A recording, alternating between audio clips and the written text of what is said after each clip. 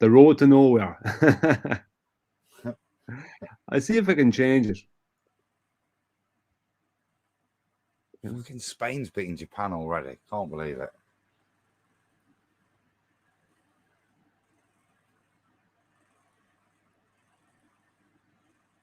Apparently we're live. It says live. Yeah.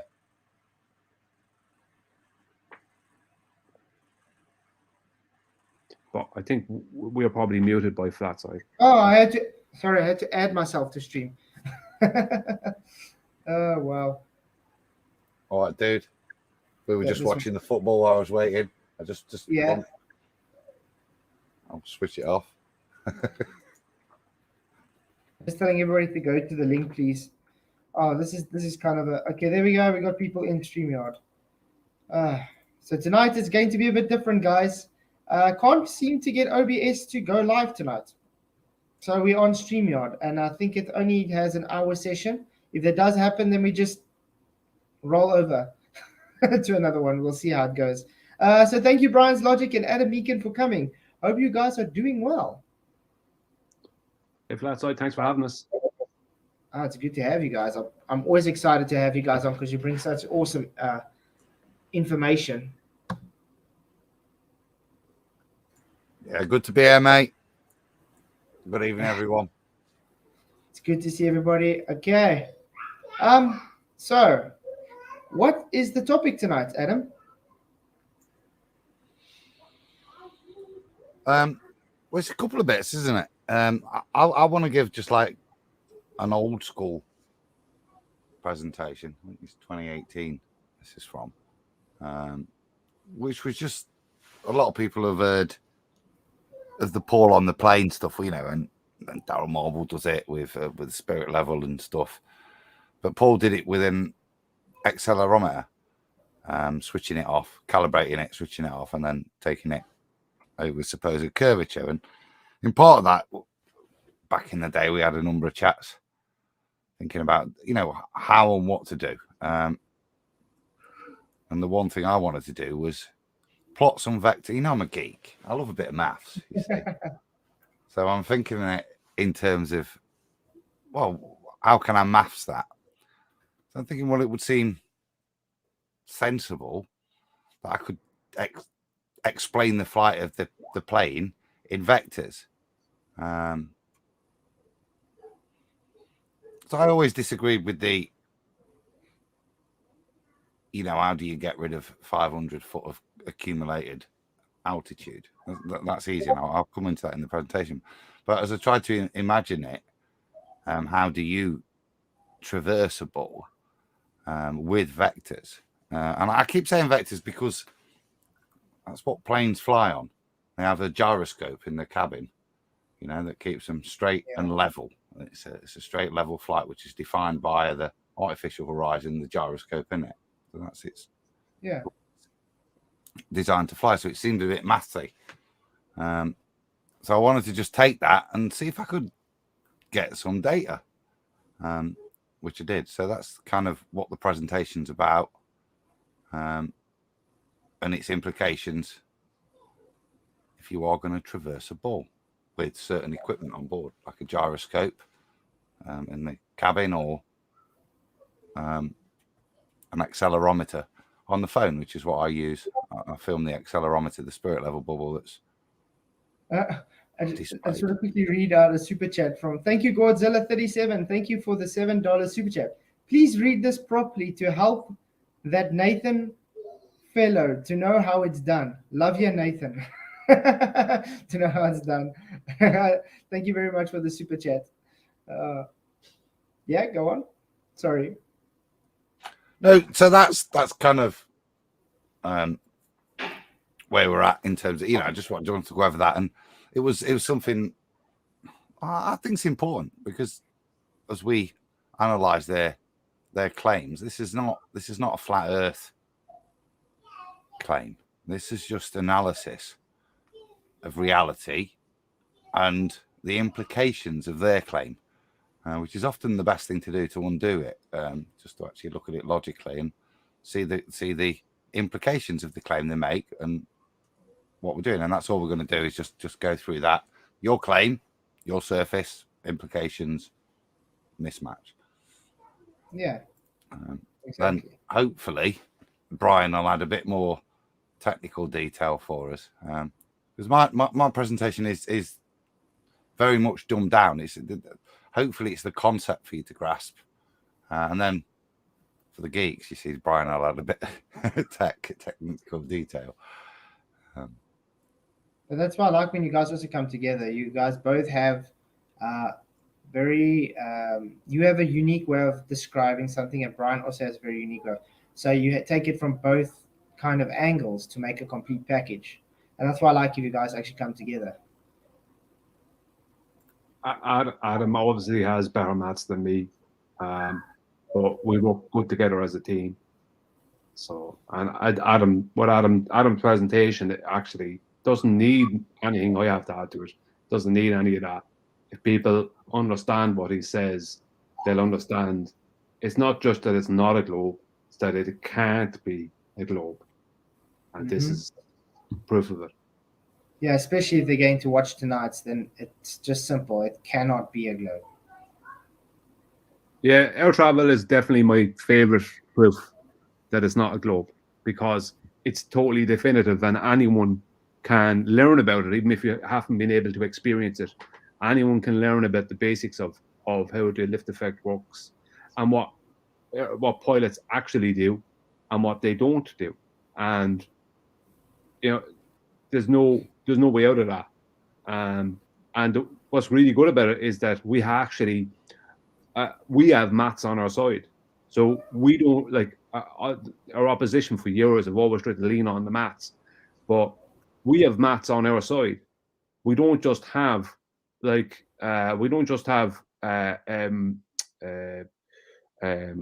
the word I'm looking for? Tangible proof, which is what we also have the maths to go with it to show. There's no way around it. There's actually 5 different things to do with air travel that show that it can't be what they say it is. Yeah, exactly. And it's so telling. I mean, even like this thing with Wolfie, where I just told him he literally just has to do one simple demonstration to show he's flying great circle routes. And he's making excuses beyond belief just to take a compass and just stick it down in the cockpit instead of just saying, "Okay, I'll do it." He's literally just making excuses why it won't work. Well, we interviewed Max Egan after his flight where we did that, took a compass. It's inconclusive, but it does show it doesn't follow the route on a globe or what they're purporting to do, and the TV screens on the back of the headrests. Yeah, because you simply just need it to, let's just say he's just got it there. Even if it's picking up something in the cabin, you'll know. If he's taking an actual bank, you'll see if it deviates or not. I mean, it doesn't really have to be accurate. If it shows deviation when he banks, then you know, okay, it's picking up movement. You're banking, so it's saying. So if he's taking his great circle route, because instrumentation shows he's taking that great circle route, they're supposed to show deviation on that compass. If it now doesn't show deviation, but it did show when he did the banking, that means they're not taking a great circle route. They're simply flying straight, and their instruments are so-called saying it's flying a great circle route. And that's why it's not a globe. It's just stating it's flying over a globe. Well, the whole great circle route thing is a farce, because all that is a straight line on a map. And what they do is they use the universal transverse Mercator. They deal with celestial navigation, but they do it also with aerospace, where they'll plot a route on the universal transverse Mercator, which will be an incorrect distance, let's just say, simply because you're dealing with a rectangular map that has the countries and continents in the wrong position. Then what they'll do is they'll correct the distance, right, and the direction. They correct the distance, but then they will, with the Haversine formula, but they will also then make the decision, because it's a decision that's made through the process at harvest time, they'll make the decision to bend the route. So there is no absolutely zero proof of a great circle route outside of them deciding to bend the route. The route is the same length and the same distance, would take the same amount of time, whether it's straight or curved, because the line distance doesn't change. What changes is them deciding to bend the route. Mathematically, that is it. There is no such thing as a great circle route outside of the claim of a circle. There's no tangible proof that they are flying in a circle, because there can't be, because the lift effect makes it impossible for that to happen. For an aircraft to fly horizontally, it needs to fly with the core line of the wings above horizontal and the nose above horizontal. That's the only way it can hold 100% positive lift. If it doesn't do that, then it won't be flying horizontally. And anything that, and this was even on anything, and I presented Wolfie with this, which is official reference from, I think it was Boeing or someone, where anything below horizontal, any pitch below horizontal is officially a descent. Now, for them to do what they are claiming to do, which would be a great circle route, it's impossible to ever fly horizontally. They have to be below horizontal pitch at all times. The officially is interesting, because it's an interesting term, because officially it has to be. There's no way you can control an aeroplane with it pointed in that direction and it not be called a descent. However, that's not how aeroplanes descend. Aeroplanes always descend nose up still. Yeah. In fact, if anything, as they descend, their nose becomes even more up, because flying is a balance between thrust and speed, upward thrust and forward thrust, put simply. Yeah. And it's that balance of the aeroplane that's crucial. Planes, only fighter jets do that sort of stuff. Yeah. Real planes never do anything other than nose up. But that is why technically, yes, and truth, if any angle is below the horizontal, then it has to be defined as a descent. So yeah, when a plane is flying at cruising altitude, commercial airliner, let's just say, or any plane, they'll be flying with a 3 to 5 degree above horizontal pitch.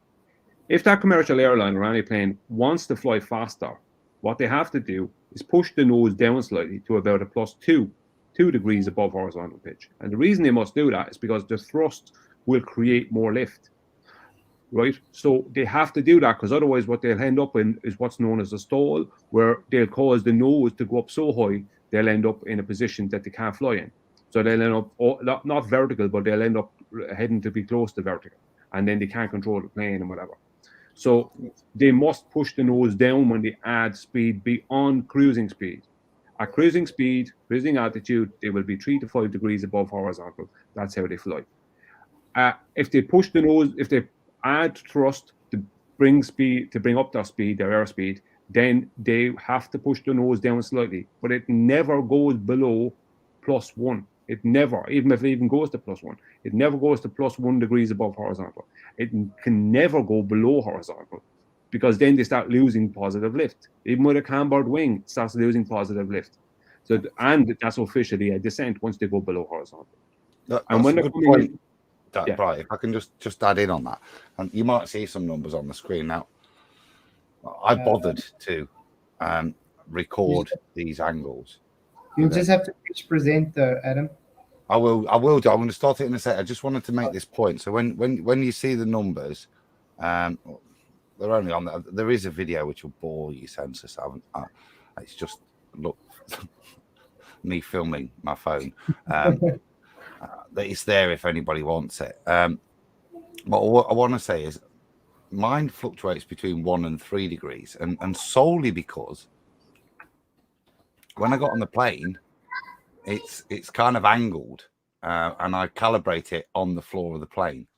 Now, anyone who's got on a plane, you can see that the plane's slightly angled as you get on. So But I'm still demonstrating the same point, and we'll get into it. Maybe I should start. Just before you do, I just want to add in for balance, Adam, to the audience that when the pilots fly slower, they must fly with the nose higher, and that's why when they come into land, they're flying at a +10 to +12 degree angle, because to hold 100% positive lift, they need to have a higher angle above horizontal. But to ever fly in any way at all, they have to fly with the chord line of the wings and the nose exactly as on screen above horizontal. To go horizontal, to fly horizontally, that's the way the plane must be angled. And if you get on a commercial flight, you will notice that on the commercial flight, the nose, when you're flying, is always, the front of the plane is always slightly angled up above the back. It has to be that way. Yep. And when you're coming into land, that's why they want you in your seats, because the plane is coming in with a +10 to +12 degree above horizontal pitch, because they have to do that when they're coming into land to hold positive 100% positive lift. Okay. Yeah, because if you cannot have, because that's what they say, level flight is usually 2 to 3 degrees upward lift, because they need the air to be pressing up to keep it at level flight, because it's got drag, and that's why they fly that way. If they're not tilted up, they're not going to have the specified drag to stay level, and they would be dropping. And because they always fly at level, it shows they're not dropping around the curve. It's actually very simple stuff. A lot of the reason, sorry. No, and that's no. And I think this is the crux of the presentation, Flatzoid. Okay. That's fine. You can adjust. All you've got to maybe I should start, and I'll address that point first off, because like I said early on, there's the Eric DeBay idea that this accumulation of curvature can disprove the globe, and in straight level flight it does, and that's important to remember that. So my debunk here is how you would mitigate for that, and all you've got to literally do is deal with 8 inches every mile you fly, and as long as you adjust for that altitude change, you're fine. If you stack it up for 50 miles, 100 miles, you've still got to deal with it, and you're probably better off in an airplane doing that. Drop by a couple of 5-10 mile an hour, your upward thrust will massively decrease. Okay, you're in a balance, you're in an equilibrium to achieve straight and level flight with your forward thrust and your angle. So it's easy in the mind of a baller to mitigate for that argument, and that's kind of the other place where this is born. So what are the other consequences? So fundamentally, how does a plane behave in level flight? And as we've been through, straight flight is achieved with an angle. And excuse this little plane. The research I did was on commercial flights, because that's what I was going to go on. So when I was researching the information, it's taken from a standard holiday flight plane, because that's what's going on. Your standard Ryanair bit of kit. So in that, as we've kind of gone over, which is kind of handy because it saves filling in, the nose never angles down during flight. Altitude is lost by reducing this angle or reducing speed, decreasing upward thrust. Basically, a slight tilt back is usual in all straight flight. So, i.e., the orientation of the plane, and this is kind of what I want to show. And with all planes, however accentuated it is, this statement is true. The angle of the nose is pointing. The angle the nose is pointing is not the direction of travel. And you can see the angle there in the blue line. But this is this yellow line is the straight line vector that we're talking about. That's how the planes actually flies in the air, maintaining its altitude. So, as I said, what I bothered to do was film this because I wanted to plot the vectors, and I filmed it so that I could, if we were having adjustments, kind of do it over time, plot the whole journey out, and if for whatever magical reason there was curvature, I'd be able to express it mathematically based on these vectors. You can see here, look. So we've got, it kind of sits there all the way. There's a little bit of pitching and yawing and stuff, but that's kind of what happened.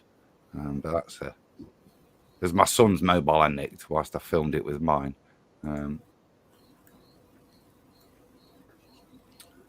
So the next, I suppose just to share the information. So I measured for the middle hour of a 2-hour flight. There's no point getting involved in the ascent and descent. As it says there, readings vary between 1 and 4 degrees during the monitoring times. But, and this is the important point, but never level or down. Never level or down, exactly. Okay. Now, if we assume a speed of around 850 kilometers an hour, so the distance covered during that is around about 8, or less, so around about 850, but let's call it 800. So that's kind of the survey size. And as I said, this is how, as we were saying earlier, just a refresh, this is the angle of attack of the plane, i.e. the orientation of the plane itself, and this is actually the flight path that it's taking.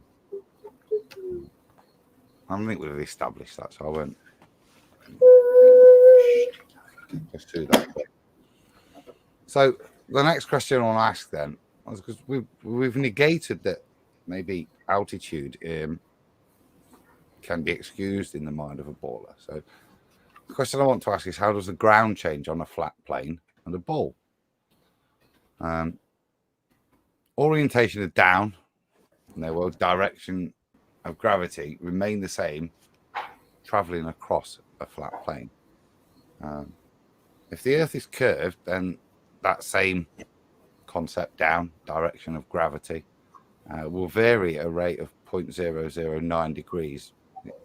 It's decimalized, it's not, but it's not a problem, per kilometer with regards to straight line distance. Straight line distance being, on a ball, a great circle route of some description. So that's what we're looking at. So I just want to visualize this with some high quality graphics. That was my plane. You've seen its angle, you've seen the vector, that straight line vector it's traveled, and that's the straight line vector it's traveled. We're happy with that. This is all happening in the sky. The ground is irrelevant, but the orientation of perpendicular to the plane has not changed. And if we think about where down is in all of these situations, the positions of the plane, at no point has down changed in terms of its relative orientation to the plane. Moreover, the commensurate lines I've just drawn here to represent where down was across the journey are parallel to each other. Yeah, that alone actually goes totally against what they claim with the globe. So if you just take this alone, yeah, it shows a horizontal. Yeah, so down. Let's try it with the globe. So we're going to make that same journey, that same distance.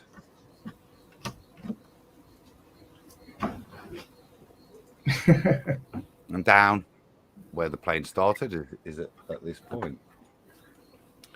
So if we get to the halfway, a quarter way point, well, actually, as the plane's travelled, if down is defined as an equidistant point to the centre of a presupposed sphere, as I've moved, then that down, as I said earlier, changes by 0.009 degrees per kilometre. So the further I travel, the further that degree change is accentuated. To the point that it's maybe not easy to tell from the first two gravity lines, or orientation of downed gravity lines in this case. So would They're those not be parallel, but you can see by between 0.1 and 0.4, we don't have parallel lines. I know I've exaggerated slightly. Go on. would those then be new zeniths at every? Well, there'd be diverging zeniths, wouldn't there? Yeah. And that's not what we see, though. More importantly, it's not what's experienced, and this is kind of what I'd like to just summarize with. You know, this has an impact, and I'm going to keep it simple in terms of the passengers. Brian will go into aerodynamics, but I just want to reiterate.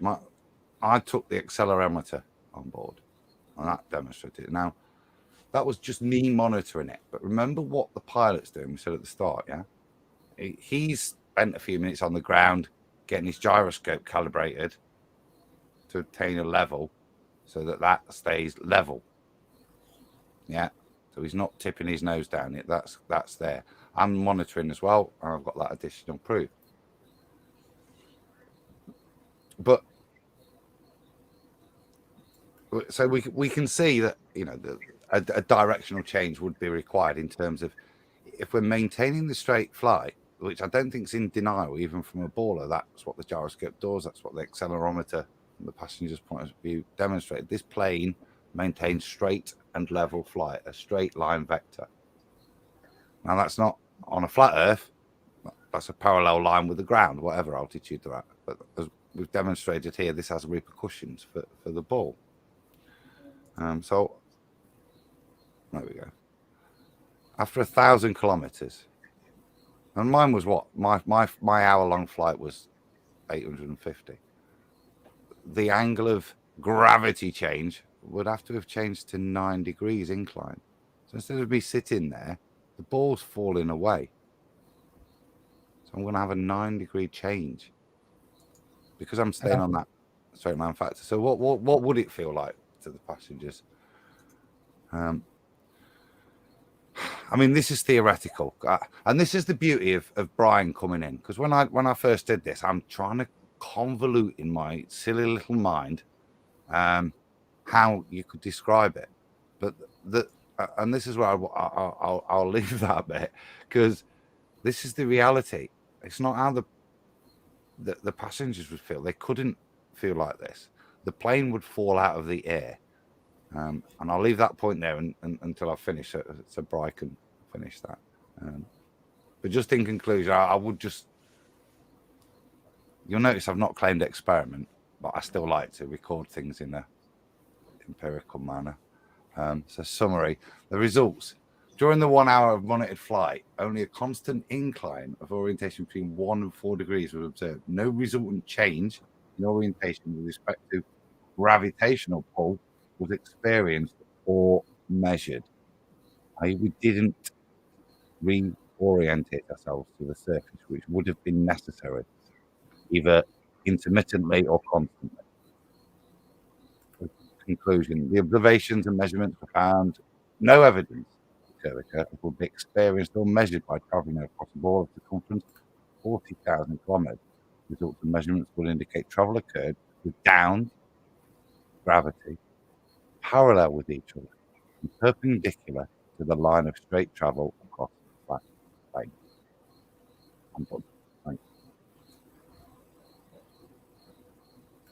Yeah, that's excellent, Adam.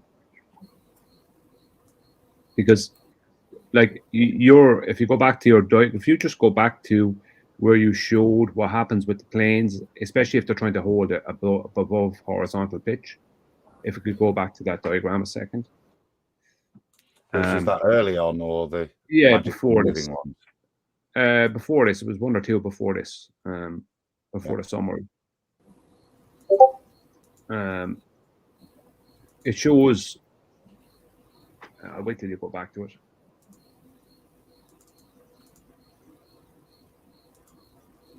Just bear with me 1 second. Okay. I'm in a slight tissue there. Let me just end the show. I'll leave the screen there. And then I should be able to just start it again. Up there. While you're doing that, I just want to say hey to everybody that's just joined in on the chat again.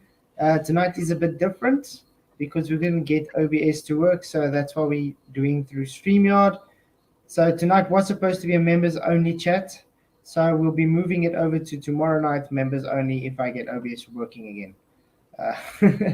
Anyway, yeah, tonight we got TheAdamMeakin and Brian's Logic with an awesome presentation so far on flight. So I hope that people are paying attention, and just want to say thank you to everybody that's here supporting the channel. Please just don't forget to hit the like button and subscribe if you haven't already to keep up to date. Yeah, thanks, Mike. Yep. If you go to the one where you showed a kind of a cartoon globe with a kind of a city face on it, if you remember that one, Adam. Yeah, that was with all the arrows pointing in towards the globe. Yeah, because that's the main thing. You see, the they can't do any of what they're saying. If you go on again to where they shows of that one, yeah. See, what's wrong here, and this always, I had this out with some people on the opposite side, is that you would never be able to fly with your nose above horizontal at any point. Once you get to cruising altitude, once you get to that point, you can only hold horizontal for a moment. And from that point on, for every second after that, you have an accumulated, you have to have, your pitch has to be accumulated below horizontal pitch, second to second. So you can never fly with the nose above horizontal. But if you were to try to do that, I mean, it would be impossible, because as Adam is shown here with the diagrams here, is that what ends up happening is the nose of the aircraft on a globe would end up pointing off out into space, while the tail of the aircraft would end up pointing towards, if you flew from the North Pole to the equator, the tail of the aircraft would be pointing towards the equator, and the nose would be pointing directly up horizontally, or sorry, vertically, directly up into space, straight up into the air. It would never work. It's impossible. But it doesn't matter, because go on, side. No, I just said that is the difference. Like I said, you can account for accumulated altitude, because as you can see the plane, you know what I mean? But this is the point, is that orientation that is not changed by the plane and validated by the gyroscope and the accelerometer, that shows the plane's orientation is not changing. And yeah, this is the aerodynamic bit that like I say, Brian's really looked into, so I'll shut up. But yeah, that is the crux of it to me. It's the accumulation of the curvature that you acquire, and it's consequent that it reorientates, as I said, by 0.009 degrees per kilometer. But just in that 1 hour flight that I was on, there's 9 degrees. Apply that, what we said, between 1 and 3 degrees for straight level flight, and I'll let Brian explain how it destroys aerodynamics. Yeah, and I mean, I think we would pick up 9 degrees of difference. It's quite a lot. Well, you can have 9 degrees of difference, regardless of, even if you start off with a 3 degree above horizontal pitch. That means you have to have, when you get into your destination, your pitch has to be, if it's 9 degrees, even if you start with above 3 degree, above horizontal 3 degree pitch, your ending position has to be 6 degrees below horizontal. There is no way around that. And if you need 9 degrees below horizontal, 6 degrees is not enough. What you actually need, because you can't have a 9 degree change from horizontal and fly with your nose above horizontal.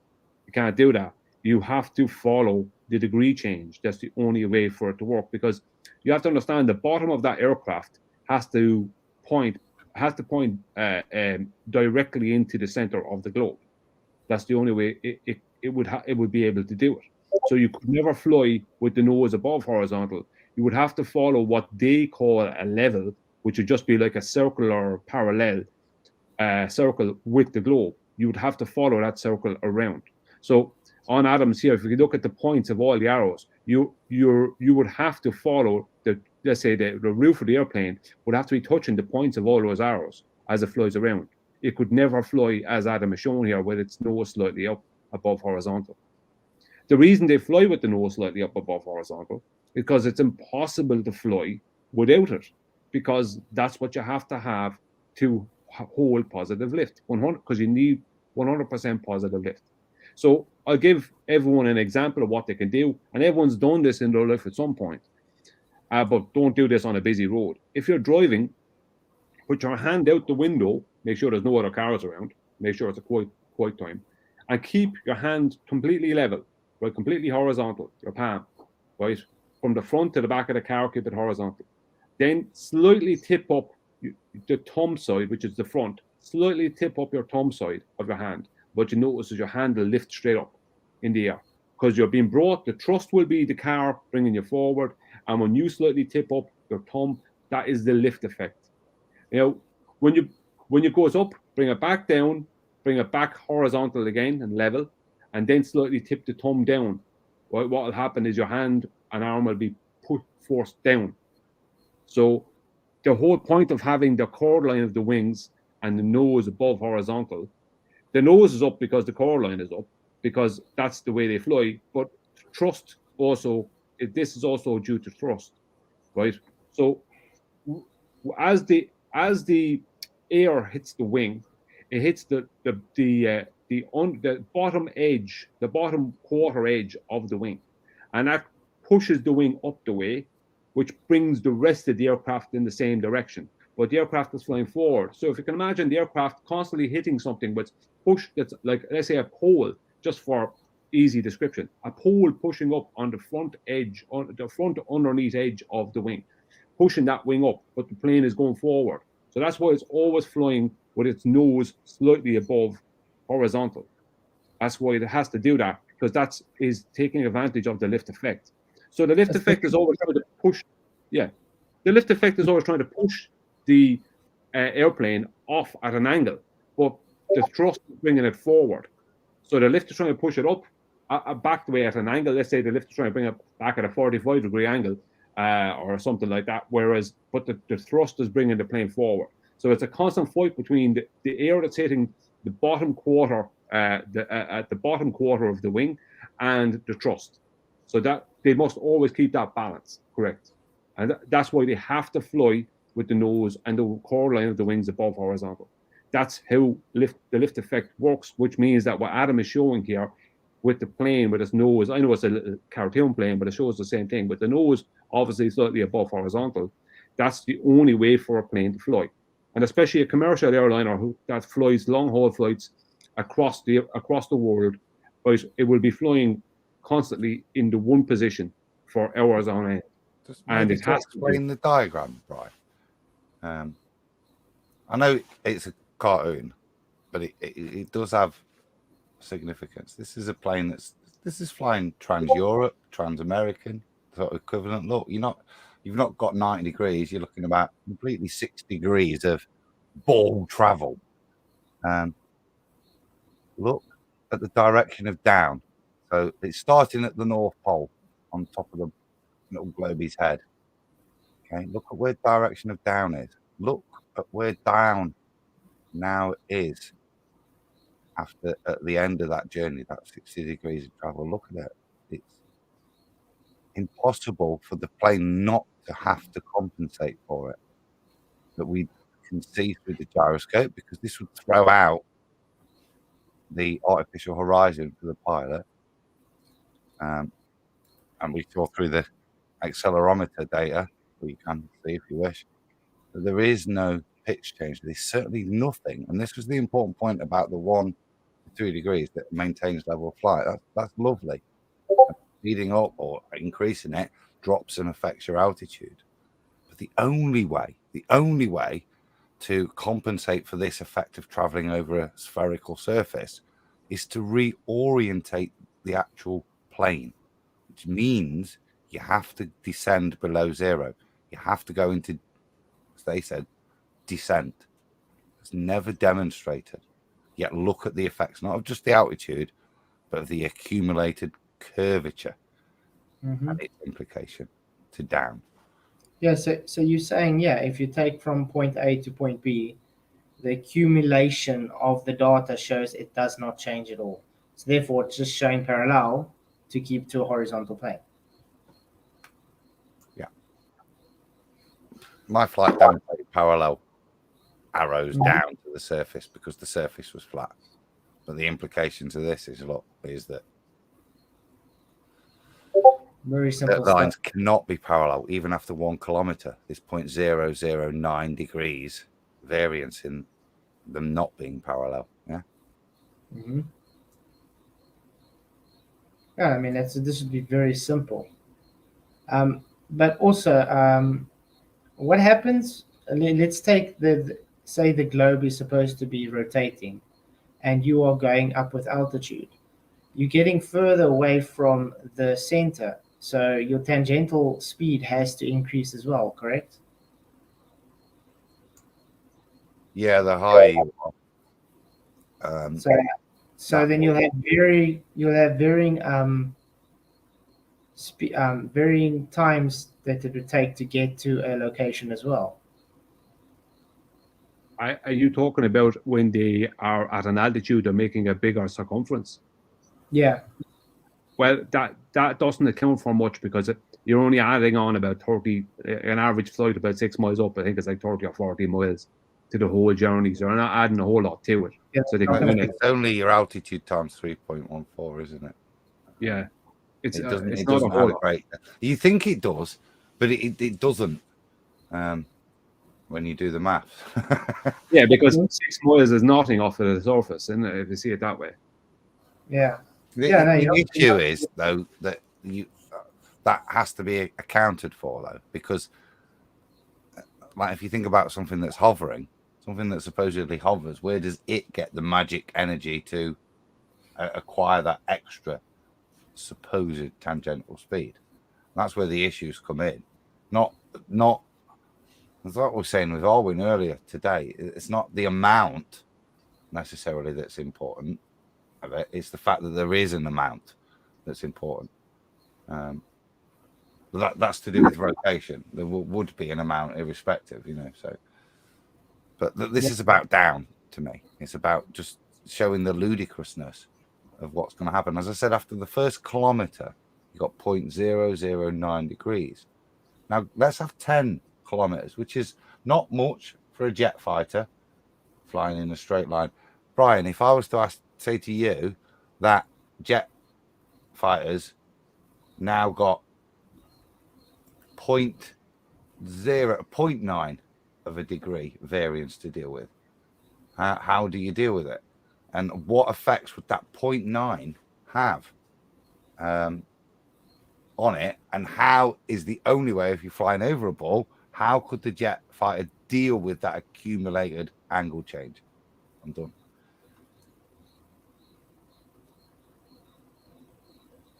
Well, if we take a jet fighter into account, you see, what I'm going to show now in a couple of minutes is that if we take a jet fighter into account, we're talking at a much faster flying thing than a commercial airliner. So even if it was only a small amount of change, now it's not. It's a very large amount of change. In reality, it would be in reality, working with the globe maths. But even if it was only a small amount of change, when you're flying faster, it's much, much more difficult to account for that. Because jet fighters fly, if you think about a jet fighter, I think the MiG-25 Foxbat for a long time was the fastest jet fighter in the world. It could fly 80.03 or 80.3 miles a minute. So it can cover 80.3 miles in a minute, which would cover, I think it's 80.3 miles in a minute. It covers like something like 200 and something miles or 200 miles in 5 minutes, or 200 and something miles in 5 minutes. It's 40.3 miles, I think it is in a minute. Either way, in a minute. I think I've made maths a bit mixed up, but anyway, it was extremely fast. Whereas, yeah, because that's right. Because a commercial airliner would be covering about 9 to 10 miles a minute, right? Whereas the MiG-25 Foxbat was covering over 40 miles a minute. So that's a massive change. So if you're a pilot, regardless of how good you are, if you're a pilot and you have to make these changes, especially especially when you're moving extremely fast. You won't be able to do it. It's not possible for jet fighters or aircraft in general to exist, and for them for pilots to have to deal with, or the airplane in any way have to deal with, just the curvature. Never mind the rotation, which I'll get to in a while, but just the curvature is impossible to deal with. Yep. So if I can share my screen and I'm going to show something, then we'll do a small little bit of maths on something that's moving faster. So I'm just going to share it there. Share screen. Let's see.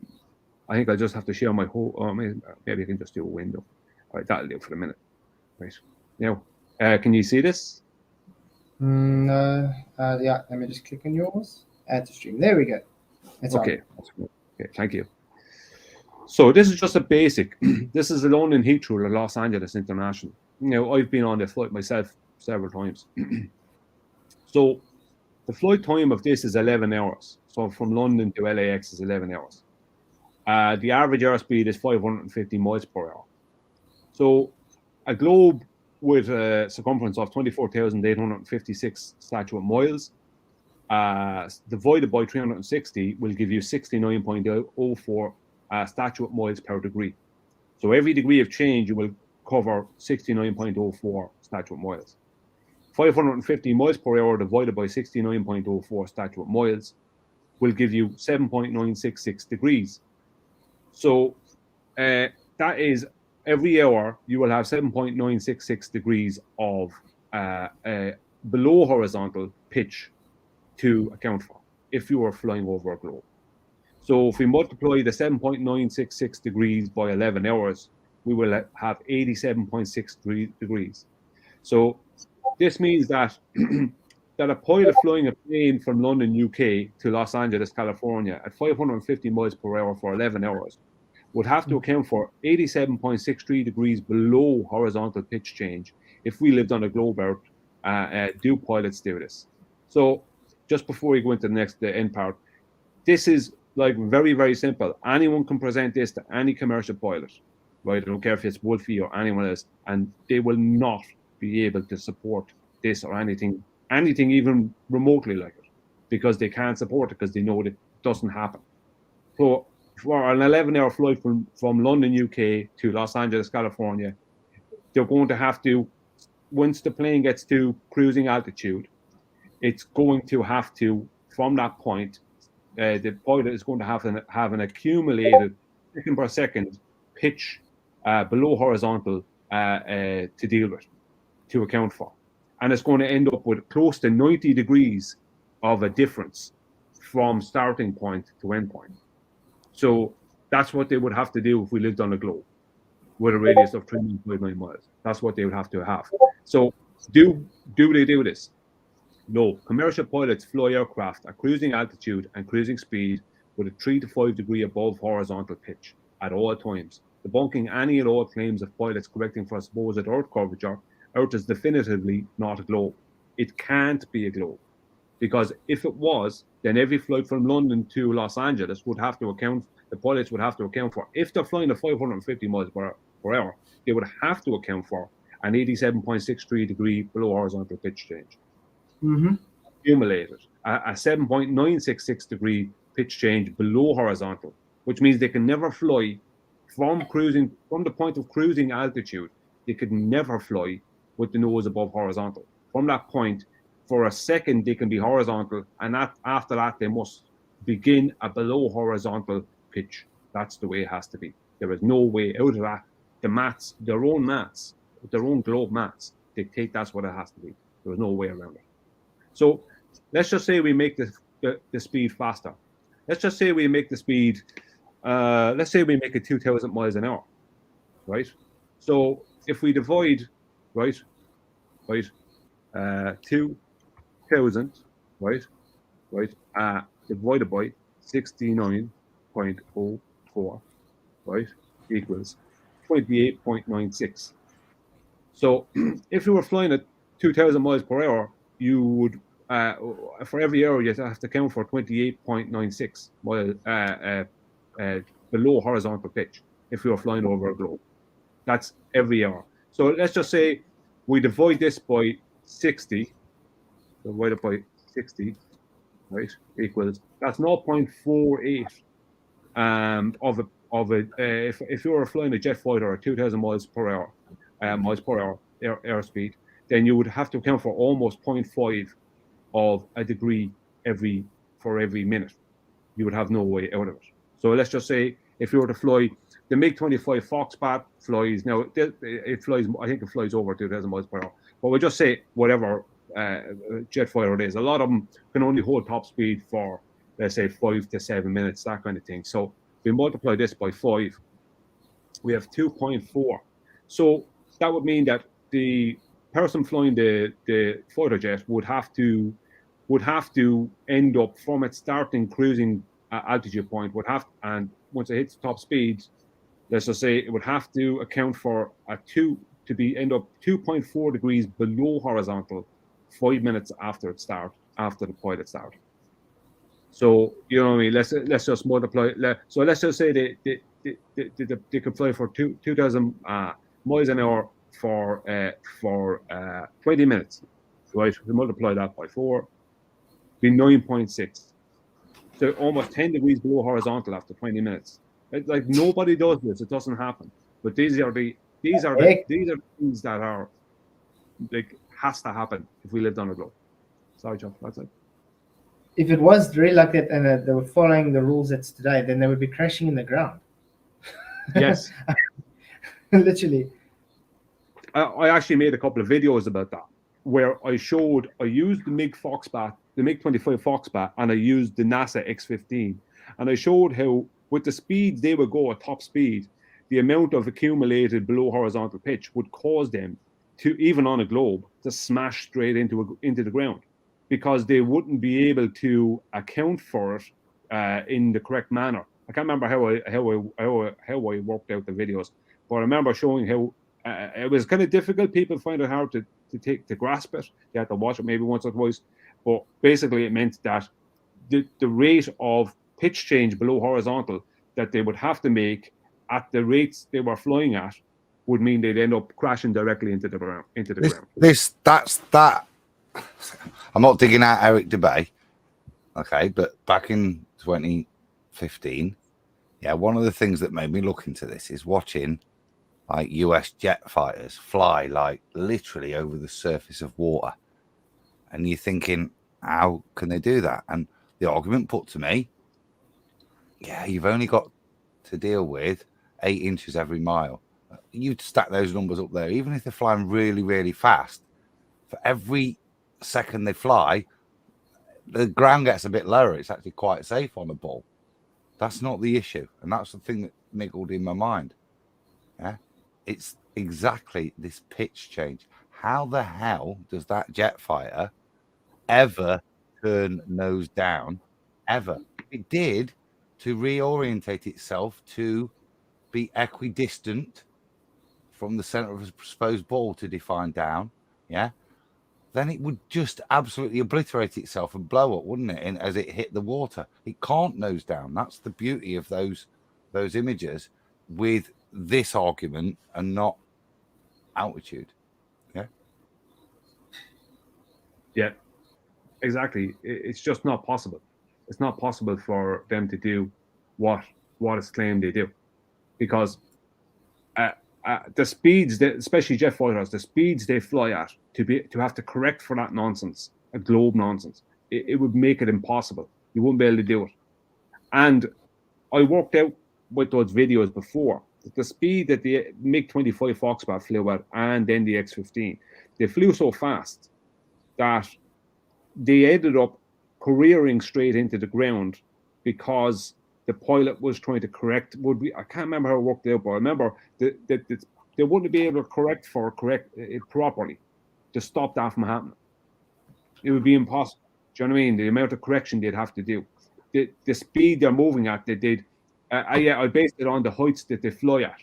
So if you were moving at, let's just say you're moving at 2,000 miles per hour, but you're flying at, let's say, 7 miles up in the sky, then 2,000 miles per hour, let's just say, if I just do it here, let's just say, so 2,000 miles in an hour divided by 60 equals, right, 33 miles per minute. 33 miles per minute. So that would be, so if you're flying and you're 7 miles up in the sky and you're flying at 2,000 miles per hour. Now the MiG-25 Foxtrot flew faster than that, I think. But if you're flying at 7 miles up in the sky at 2,000 miles per hour, then you're covering 33.33 miles a minute. So if you're only 7 miles up and you have to pitch down, then you're covering such a distance within a minute that you pitching down, the amount you have to pitch down will cause you to end up careering into the ground because of the rate you're moving at. Mm-hmm. Because you have to move at that rate, at that speed, and you're only 7 miles up, that you would end up careering into the ground and not being able to stop it from happening because you wouldn't be able to control the plane because of the rate you're moving at and the pitch change you would need to account for. And the X-15 was worse again because that was like 6,000 miles per hour or something like that. The X-15 was claimed to have flown at, and it only flew at 25 miles up. So if I was to do the same with, let's just say I go 6,000 divided by 60 is 100, right? That's 100 miles a minute, let's just say. If you're only 25 miles up and you're trying to account for let's just say every minute, what would be the, so 1 second now. So if we do 6 divided by 60.04 equals, yeah, right, so, and divide that by 60 equals, yeah, so you'd have to account for 1.44 degrees below horizontal pitch every minute, but you're flying at 100 miles per minute. So if you're trying to pitch down and fly at 100 miles per minute, do you know what I mean? You're going to have problems. It's going to be absolutely deadly. There is no way you'd ever successfully fly that. Mm-hmm. You wouldn't be able to hold the correct pitch. Any differential in your pitch by accident or anything, you'd end up dying. So just doesn't work. Can't work. No, it wouldn't work at all. No. But like I said, at the end of the day, no matter where they turn to for their globe, it's showing to go against what they are claiming, because there's some. If they're making a claim, it's got to literally show to. It's literally got to. Let's say if they make a claim on something of the globe, there's things that have to follow, and if it doesn't follow that, then it's not going to. How can I put it? Then it's not going to work, because if you're saying you go have a curve and this is the reason, then you have things that follow that reasoning, and if we show against it, then that means that reasoning is false. Yeah, their own globe maths dictate that it's not possible. Mm-hmm. Their own globe maths dictate that it's not possible for them to do what they do, because because the airplane could never fly with above horizontal pitch. It could never do that, but it has to fly with above horizontal pitch to hold positive lift. Can't do it any other way. So the thing that it has to do to hold 100% positive lift, it can't do over a curved surface, consistently curving surface. Can't do that. So what they need for the airplane to do to actually exist can't happen on their model. Yeah, look at the rate this. If this pilot here, look at this. If this pilot here had to account for a bit of a pitch change, constant pitch change down, I mean, that's going to be with the rate that the pilot's moving at. It's going to end up with the pilot careering into the ground eventually, because the speed they be moving at in accordance with the altitude. Mm-hmm.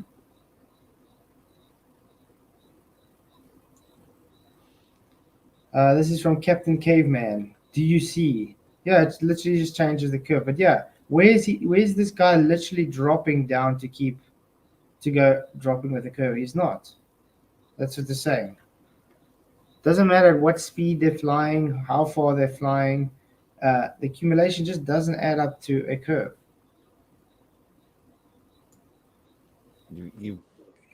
you have to trust the gyroscope that the pilot uses. Okay, and unless you're going to invoke gravity on gyroscopes that sit in free space now, that seems nonsensical. Even NASA have demonstrated them on the supposed ISS working in free space. So you've got to trust that. You've got to trust and then look at what's being claimed. Now, my first bit is just going through the basic accumulation of orientation of down. But hopefully, with Brian's bit, you understand this is impossible from an aerodynamics viewpoint. So even if you look at all NASA stuff, what do they state? All of the mathematics for the upward thrust and everything, it's on a stationary level plane. Yeah? Yep. Because that's how it's calculated, and that's the reality they got the calculations from. Yeah. Hopefully, what we've showed tonight is the implausibility of applying that to traversing across a ball. Whilst you may get away with altitude, what you can't do is get away with your supposed curving atmosphere, even if we maintain ourselves at the same supposed varying altitude in your curving atmosphere. You can't get away from the fact that your orientation of down is changing, and depending on the mode of transport, at a faster rate in some than others, they become impossible, absolutely impossible for these devices to work as stated. And hopefully, as I've shown, if not that, then you would be gaining altitude all the time, and now have to take a nosedive every so often to reorientate yourself. And that's the purpose of this. When you're traversing a ball, you are constantly reorientating yourself. But if you're in a plane that's defined by a gyroscope, traveling in a straight line vector, then that orientation of down is changing around you whilst you traverse in that straight line vector. And that's the implications, unfortunately, of claiming you live on a ball. Yeah, exactly. So I just have to give a super thank you, Alan Nostrand, for your $5 super chat. Really appreciate it. Thank you very much. This is why they call it airplane and not air sphere. Yep, exactly. It's because they fly over a horizontal stationary plane. Thank you very much for the super chat. Really do appreciate it. I think it's quite straightforward, guys. It is, and I mean, there is more proof than just these. I'm not going to go into them now, but I'll keep it simple. There's more proofs than just what we're showing here. But we're showing here now tonight is the effects that a curvature would have to have on how the airplane flies, and now into rotation. Just for the audience, Wolfie, who we all know, is a commercial pilot, and he is outright blank refused, right, to get the official pitch data from 10 long-haul international flights. Now, he could get this if he wanted. It's only pitch data. I find it very difficult to get. I can't get it so far, which is very strange that I can't get something as simple as pitch data. I mean, what is the problem? It's just pitch data. Can't get it. The airlines don't want to give it to you. Now, Wolfie would get it, but he outright refuses to get it. And why does he outright refuse to get it? Sorry, Flatzoid? So yeah, and me and you, we both have asked him for this pitch data for how much years now, and it's just Yes, he's just not giving it, making excuses. That's what the accelerometer data was there to replicate. I looked, it's not there. You can't get it. It's weird. You can track these things all across the globe in representation, yeah, but you can't get that pitch data, which is what I found intriguing, which is why I thought I'll take my own then. It showed there is no pitch data. The plane, when it reaches the altitude that it's allotted, it flies in straight and level flight with a vector created different to its nose orientation. Well, what I would like to point out to anyone who might be thinking of this, they might say, why don't you just go on a flight and do a GoFundMe, get money for a flight, get the flight, have a good iPhone 14 or something there, do all the thing, record all the stuff with the best apps you can get, the best engineering apps to make sure you have the best clinometers and everything, recording the whole lot on the flight. That doesn't mean anything, because that will only be something that I can show to someone personally. That is not official flight data. Because what Adam showed, right, is exactly what the official flight data would show, pitch data, official pitch data would show. But because it's, and I don't mean this in any bad way, of Adam knows this, but because it's only Adam, he can't present it officially, let's just say, to mainstream media or anyone else. If I had official pitch data, or any of us could get official pitch data from Qantas, British Airways, whoever, right, that would change the game, because that's official pitch data of what planes do and don't do, right? And then there would be no argument that anyone could make.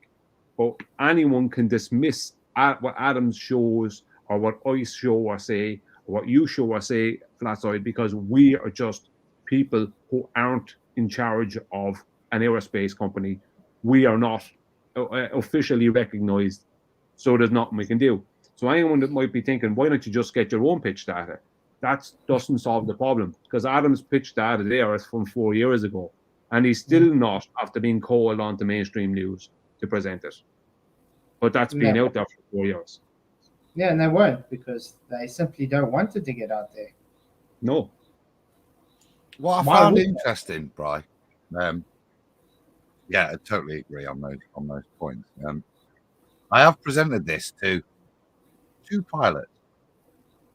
One was when I was traveling again after I'd done the presentation, traveling again to Italy, and you know, on a Ryanair flight, they're 3 wide, and we're a family of 4, so I always go for extra leg room.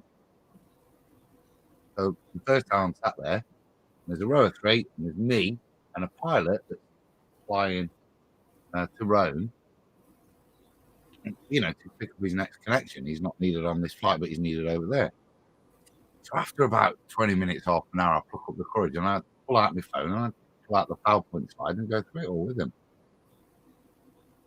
I didn't know his name. I won't guess it.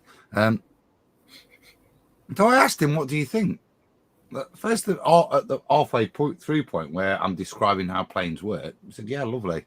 Then I went through the other stuff and he was Italian, and I went, it can make me think. Yeah. And he was completely did not have a rebuttal. Okay. And then the second time was a flight to Dublin. I'm flying over there, and I'm on my own at this point, and I'm waiting in the lounge for ages, and there's a load of like flight geeks, you know, people that have only been on simulators, love aeroplanes. So there's like 7 or 8 of them. I'm at East Midlands, and there's a guy with them who's standing up while they're all sitting and chatting and talking, and I'm bored, and I'm in a bad mood for the reason that I'm going to Ireland for. So I think, right. So I go over to them. I say, can I show you this, guys? Go through it with them. The geeks rage, you know, giving me but then the actual pilot, the guy that's going to take him up and let him see the cockpit for a bit and explain stuff, says, no, actually, he has a point. And I left it there. And I said, I'll leave it there because I don't have an answer. Because I'm not, there's no point like trying to go, ha! See? It's a flat earth. Because if you leave on that moment, you weaken your argument. So all I said was, I don't have an answer. I was hoping you'd be able to help me, mate. That's what it's saying. That's when you try and lead them into the argument so they can try and... Because I've realized if you try and lead them into an argument that way, then it gives them more of a foothold to see, okay, I'm actually clicking what the argument is. And you can see the cogs turning in their head because they have to try and figure it out for themselves. And that's when you know, okay, yes, something's wrong. And a lot of the time, if they're just normal people, they end up walking away and then they go and think about it. This is the difference between anti-flat earthers. They've passed that threshold already. They're literally just like, it goes against my religion, so therefore I have to ignore it straight. That's when you can see the difference between anti-flat earther and a normal globe believer. Yeah, this is the thing about it, one for me. This is why Brian loves it so much. This is his favouriteest thing. See, I still love gas pressure, but flight's your favourite, isn't it, Brian? To be fair, I think it is, because I can even bring even gas pressure argument into the flight through the what happens in the cabin. They pressurize the cabin at about 11 to 12 psi. Now we live on average in 14.7 psi at around sea level, but they pressurize the cabin where the passengers are to around 11 to 12 psi. I think some of the cockpits may be pressurized to 14.7, or there might be slightly higher pressure in the cockpit. Don't quote me on that, but I know that the cabin is 11 to 12 psi. The reason they don't pressurize where the passengers are to 14.7 psi is because when they go up high and the outside pressure will have dropped so much that if they have 14.7 inside, then it will cause structural damage to the plane. So, but they also can't have the pressure inside, let's say 7 or 8 psi, because then the passengers are going to start going unconscious and having problems, getting sick, whatever, because it's totally not natural. You'll have basically, it'd be like having altitude sickness or something like that. So what they end up having to do is kind of meet a halfway mark where they have where the passengers are 11 to 12 psi, where the passengers are, and that's where you get jet lag. That's where you get air sickness. It's from that pressure that you're not used to being in. So most people aren't used to being in 11 to 12 psi, and so consequently, because they don't live up mountains, consequently when they're on a flight, then they end up having to deal with this pressure change. But if they pressurized it to 14.7 psi, then the differential in pressure from the outside of the plane when they're 6 miles up and the inside of the plane will cause will cause structural damage to the plane. And why is that? Because the 14.7 pressure wants to equalize too much with the outside, whatever it is, pressure outside. It might be only 5 psi or maybe 2. I don't know what it is at 6 miles up, but it's going to be a lot lower than 14.7. So consequently, due to this differential, they can't pressurize it any more than 11 or 12 psi. But that leads you to, now, although I don't ever make the arguments about space or anything else like that, I don't care about them, but that leads you to things like the ISS. How could they pressurize that to 11 or 12 psi for the people to possibly be in at 250 miles above the Earth when they can't pressurize when they can't fly any higher than 6 or 7 miles up with an 11 to 12 psi internally in the cabin with the passengers, because if they go up any higher, they have to bring in the psi lower. So what people will find is that when they're flying on flights that aren't at, let's say, 6 or 7 miles up, or like kind of 4 or 5 miles up, that they won't feel so bad because the pressure they can allow in the cabin where into the passengers will be higher. But when they go up to 6 or 7 miles up, they'll have to bring down that pressure. So if you go up to 14 miles up, what will the pressure be? How much pressure can you allow at 14 miles up? And this is why, part of the reason why military pilots often have oxygen masks on them, because the pressure differential is going to be so much, it's going to affect them. There's a lack of air up there, and the pressure differential, as well as if you look at where they are, they're in a cockpit that's going to be stronger built. Like it's in a smaller area, it's going to be stronger built, but they still have to deal with that. Where when they're up really high in the sky, now they don't fly at 14 miles up, but I'm just saying, when they're up high in the sky in a fighter jet, higher than a normal commercial airliner, that they have to deal with that and train to deal with that. So how could someone be 250 miles above the Earth? Let's just say if it was possible to, I know it's not possible to be up there, but how could you be in the ISS? It would make it impossible to be alive, because the pressure internally would have to be so low in comparison to the outside pressure. It would kill everyone. You wouldn't be able to live. You'd be in like plus 0.5 or something stupid like that PSI, if it was even that, just to hold the structural integrity of the ISS.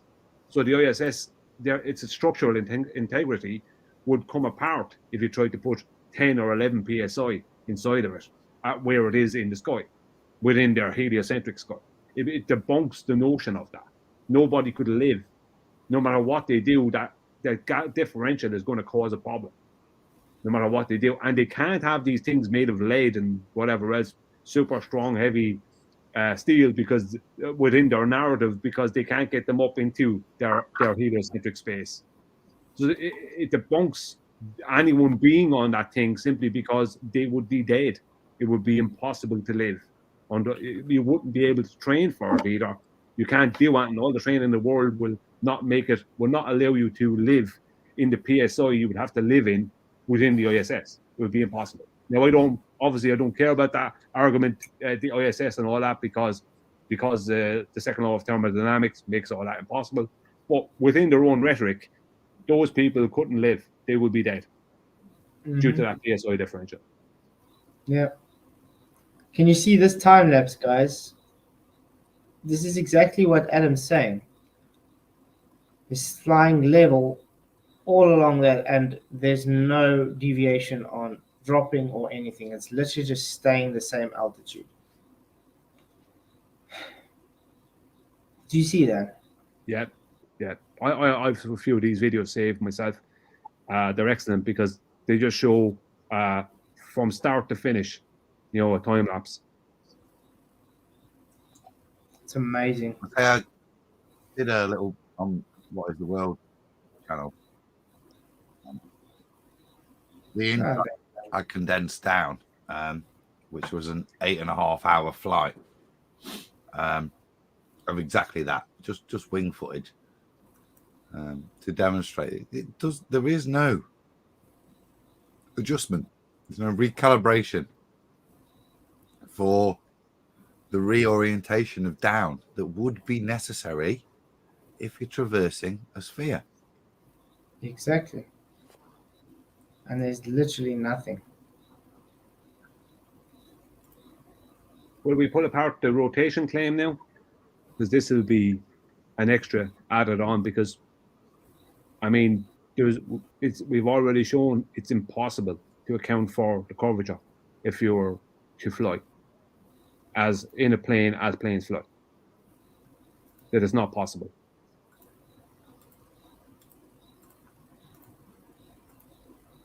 No, definitely not possible. If you share my screen in a minute, or you're showing this first. No, we can show your screen, okay? You're going to debunk the... Yeah.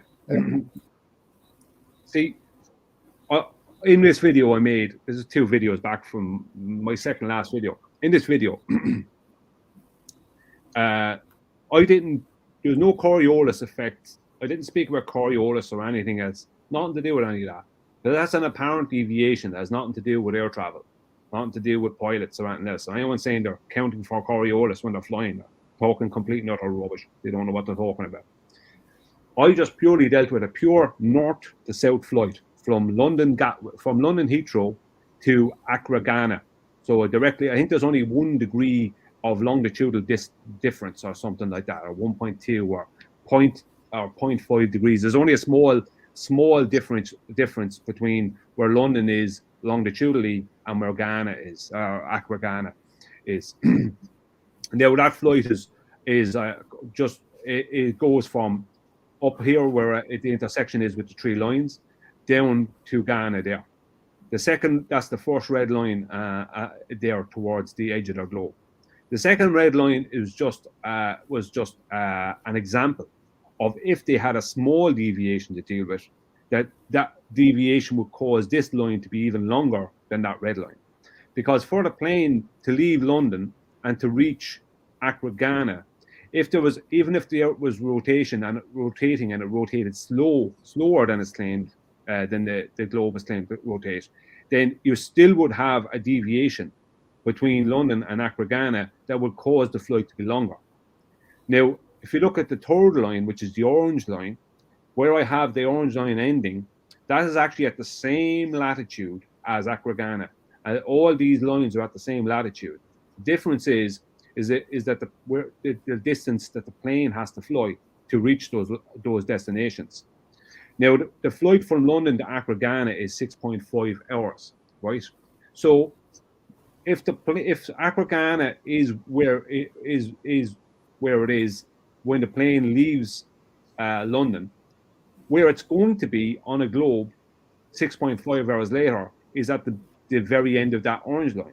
So it's going to have rotated from west to east over to this point.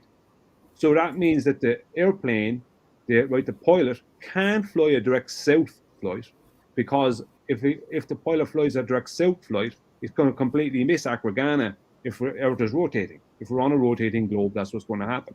Or even on a rotating flat plane, it's going to happen. So consequently, if the Earth is rotating, the pilot is going to have to fly east, out over Germany and France and places like that, and parts of Eastern Europe, and going to have to fly all the way down to the end of that orange line to reach Accra, Ghana. And that actually doubles the distance. So I'm just going to show, I have the writing here. So, right, London to Accra flight, straight north to south. Distance is 3,162 statute miles. British Airways flight time 6 hours 30 minutes.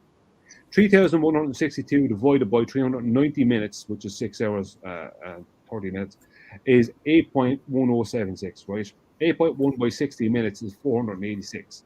So that would mean that the plane would be flying an average. The flights between London and Accra, Ghana on a stationary plane would be flying an average of 486.4 miles per hour. That's the average. It would have to fly to reach Accra, Ghana.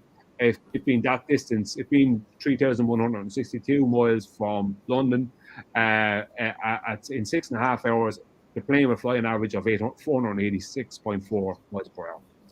But if we take the first example, deviation distance, then that changes the distance, because the plane has to take in the deviation, which means it will be flying 3,680 statute miles, and that would mean that it would be flying at 566 miles per hour as an average. Now, that's fair enough, right? Planes could do that, right? But if we take in the actual globe rotation deviation distance, it would make the flight 6,251, which is basically double the distance. So if we divide 6,251 by 390 minutes, we get 961 miles per hour, right? Now, that's very problematic, because the reason it's problematic, let's go here. The reason it's problematic is, so for a flight from London, UK to reach Accra, Ghana in 6.5 hours, the plane needs to fly at a constant 961 miles per hour on a rotating globe. The Airbus A380 is the fastest commercial airliner in the world with a top speed of 737 miles per hour. What this means is that the fastest airliner in existence can't fly anywhere near fast enough for a flight from London to end up in Accra, Ghana 6.5 hours later if we were on a globe. If we lived on a just even globe or flat plane that was rotating at 15 degrees per hour, it can't make it. Now, as far as I know, there's no Airbuses flying from London to Accra, Ghana anyway. The Airbuses don't fly that route, as far as I know. But it doesn't matter, because they couldn't do it anyway. This would make the flight from London to Accra, Ghana an impossibility on the globe Earth, because they would have to account for the deviation in course and account for this massive change in speed. You're talking kind of double the speed of what the plane actually does, because it has to be basically double to get to double the distance, and it has to take a route that is not straight north to south. It has to fly directly east, more or less. Now, what I got back from our opposition on this was the usual rubbish. And what was really funny is I had Wolfie and another pilot who people will know what they're called, Trevor Austin, right? Another commercial pilot. Now, I had them changing their stories around and contradicting each other on different things. But basically, every one of them came to the same thing. They came to the same claim, that there will be no deviation.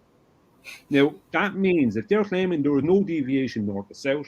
They're also claiming there is no deviation east to west, west to east, south to north. That means that is the exact effect we would observe and experience if we were flying over a stationary Earth. So when they claim there is no deviation, they're claiming that the Earth is stationary, because that's the exact effects that a stationary Earth would give you. The fact, because if there's no deviation, there's not going to be any rotation.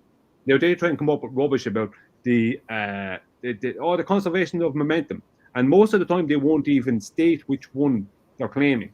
If you I ask don't think them, they know which one. I don't think they know which one they're claiming. well, a lot of the time they don't. A lot of the time they don't. Yeah, that's Yeah. true. They don't know which one they're claiming. But But even if go on, sorry. I just want to quickly give a shout out to AdamMeakin for the £5 super chat. Thank you very much, Adam. Lift, weight, drag, and thrust. You complete plumb at full. Yeah. He thinks it's going to be some kind of I got you because of weight, but they don't understand weight is not gravity. Gravity is not a force. It's simply just weight.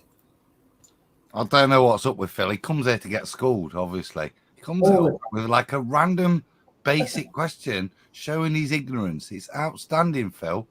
He thinks it's somehow going to be a gotcha. I don't know how, but yeah. Well, just listen to it, ballers. He's your satellite guy that comes up to a bunch of flat earthers to find out what the four forces of flight are. But, you know, that's why I thought I'll sponsor you for it. You know, shout out, Phil. Hope you learned something tonight, particularly the first bit, the presentation, Phil. Notice how you wouldn't comment on that. A little bit of diversion, eh, mate? Is it too powerful for you to actually deal with the point that was presented in the presentation? So that's what you asked me. Shows how weak your argument is, or how little proof you have, my friend, and how easy it is to destroy it. But, you know, keep asking questions. Show from you are, Phil. Carry on, son. Well, back to the conservation of momentum. This is just for people out there, when they're dealing with this. When you try to, now I didn't have to do this. I didn't have to. As soon as they started saying the conservation of momentum, as soon as they started saying Wolfie and Trevor Austin and them started saying, "Oh, there won't be a deviation," that means you're claiming a stationary Earth. If you're claiming no deviation, you're claiming a stationary Earth. That's the end of that. And there's no need to go past that. But if they want to start talking about the conservation of momentum or the Coriolis effect, but they'll try and call it Coriolis force, it's actually only a pseudo force. So it's an effect. But if we start with the conservation of momentum, if you ask them which one they're claiming, which conservation of momentum they're claiming, if you get it out of them, if you force it out of them, those who know will say linear. But that's incorrect. That's a mathematical thing, and it involves straight lines. What they actually have to claim is angular momentum. Now, to conserve angular momentum, you need to be physically attached to the rotating object.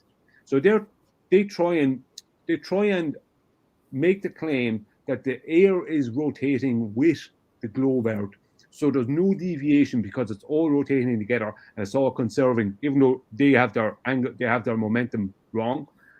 They're trying to claim it's linear. It actually should be conserving angular momentum. But for the plane to conserve that angular momentum, it has to be on the ground. It can't conserve it. If it was rotating, it can't conserve it. If it lifts off the ground, it can't conserve it anymore. Right? That's the conservation of angular momentum. So they have to switch it up and start calling it the conservation of linear momentum. Then they try and bring in the Coriolis force, which is a load of rubbish. There's no such thing. It's the Coriolis effect. The Coriolis effect is an apparent deviation. What they would have to deal with their flying is an actual deviation. There'd be no way around it. It's not an apparent thing. It's an actual deviation that they have to account for. If we go back to the part at the start, they have to deviate an actual deviation out from north to south to north to east and end up over here. They have no way out of it.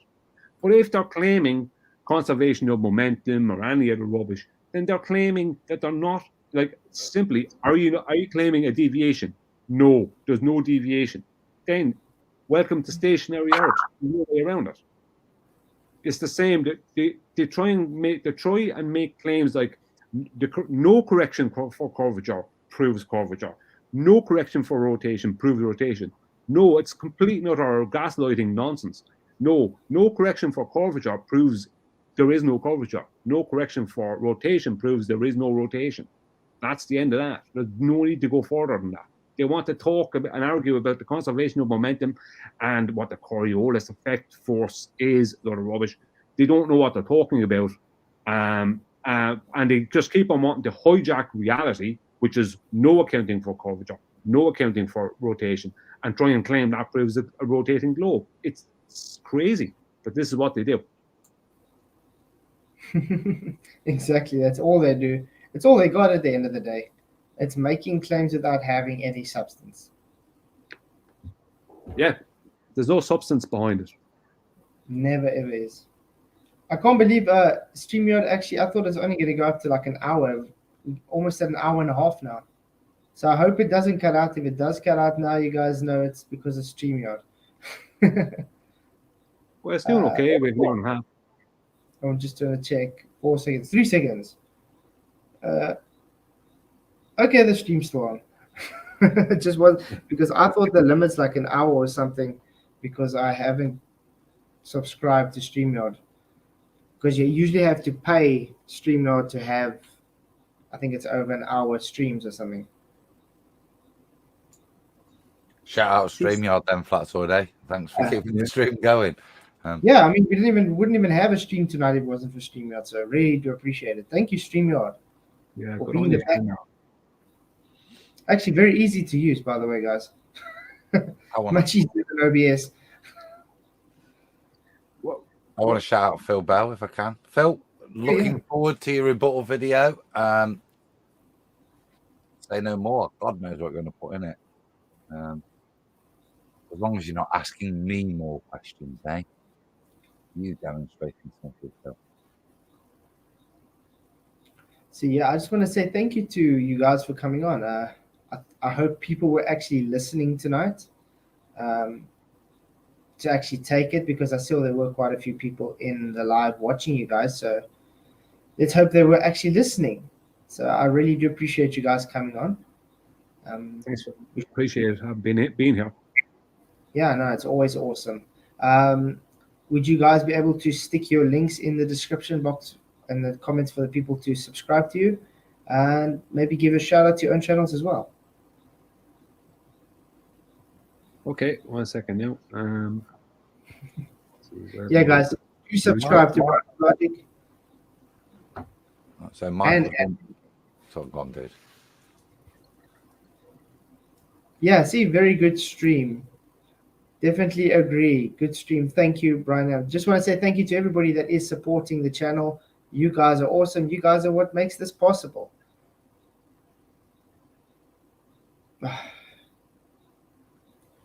Unfortunately, I think we're going to end the stream here because I got quite a headache and I am quite tired.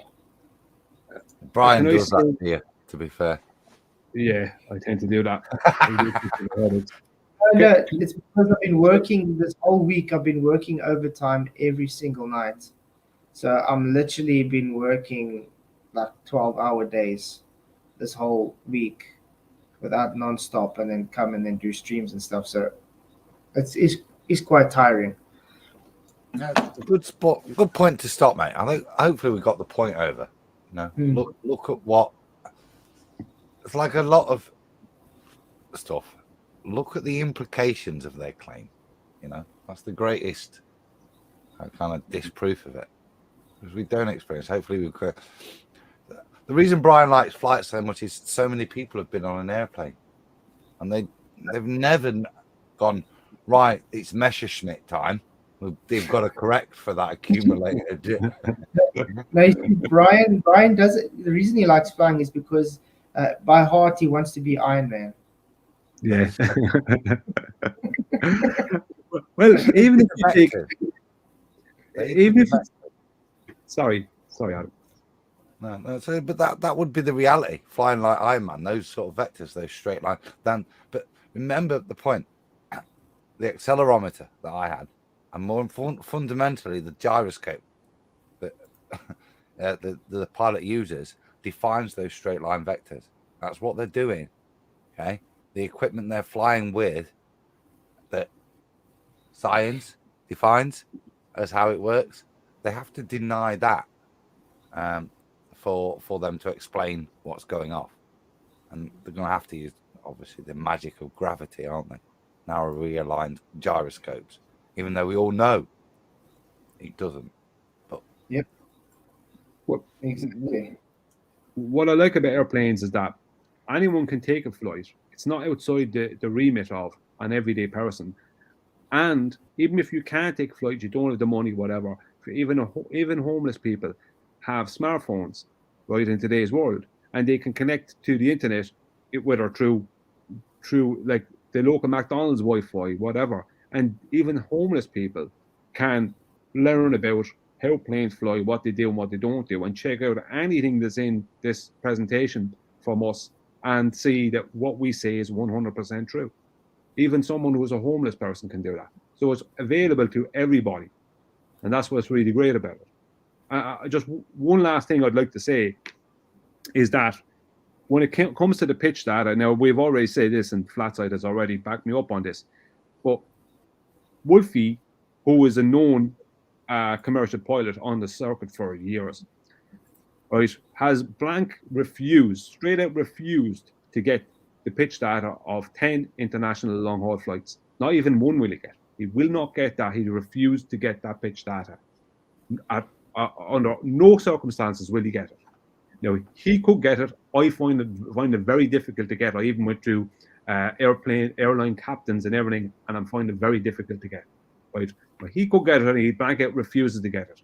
Now, Trevor Austin, who is also a commercial pilot, he has refused to get the course data, right? That would validate or invalidate that they're deviating for something. And he's refused to get that. So both commercial pilots are out there at the moment, especially Wolfie, because he's here 6-7 years, right, will not support our claims with official data. They refuse to support our claims. So there is no need for anyone on our side to continue paying attention. If we don't need to pay attention to them two, who are commercial pilots, then we don't need to pay attention to any of the rest of them. They're all irrelevant at this stage. It's unfortunate they're not all bad guys or bad girls, but they've become irrelevant. They're of no use to us. There's no point in arguing with them because they just want to go around in circles. And if the evidence was there, Wolfie and Trevor Austin would get it. They're commercial pilots, but they're not doing it. I'll leave it at that. Thank you. I know you have a headache, so you won't continue. And it shows you the dishonesty, actually. Yes. So any last words, Adam? No, I think I've said all I need to say tonight. Hopefully, just please grasp the concept. Seems to be something that evaded me, but it is, like I said, it's an implication of living on a ball. That I look forward after tonight's show, Phil Bell providing a rebuttal to. So I think we'll come on. I think Adam, when it comes up, you want to come and review it on my channel. We'll do it live. Oh, how's that? I think that would be magical, wouldn't it? Yeah, we can review it live and we can rip it apart. Because I can already tell you he's probably going to debunk himself in the opening statement. I've had a couple of these from Phil where we've said things online and he chat skanks and makes another false promise of what he's going to do. But we'll see if he's a man of his word or not, won't we, I suppose? Yeah, we'll see. But yeah, as soon as it's up, I think we get in touch and then we come and review it live together. It'll be quite cool. Maybe with Phil? Just invite Phil as well. Come on, Phil. Yeah, I'm more than happy. Come on. Welcome to come on. The problem is he keeps making excuses not to come on. Doesn't surprise me. Because they're all just keyboard warriors at the end of the day. There's a chat skanking. It's easy to say things, isn't it?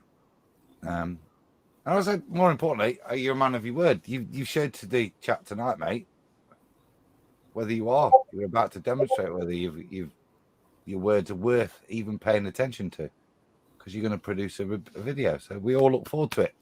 It's going to be great. Go, Phil, go. Yeah, it would be great. So yeah, I just want to say thank you to you guys for coming again. Really did enjoy it. it's nice and relaxing having you guys on. It's not stressful or anything, so that's what I like about it.